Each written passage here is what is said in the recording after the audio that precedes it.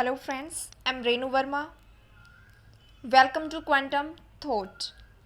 Today we will talk about 7 rules for success. Now let's start.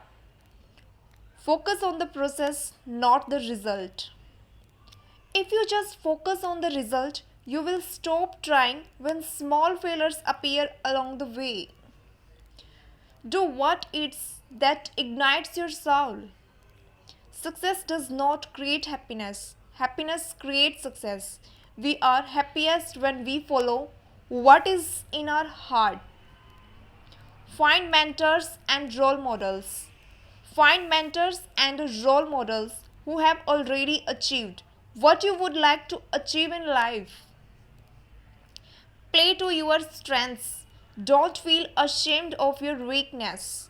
Everybody is a genius, but if you judge a fish by its ability to climb a tree, it will live that its whole life believing that it is stupid. Be competitive and always over deliver. There is no way you can produce extraordinary result in life if you are not being competitive. Only those who truly desire to win the game will rise above and beat all the odds. Accept responsibility.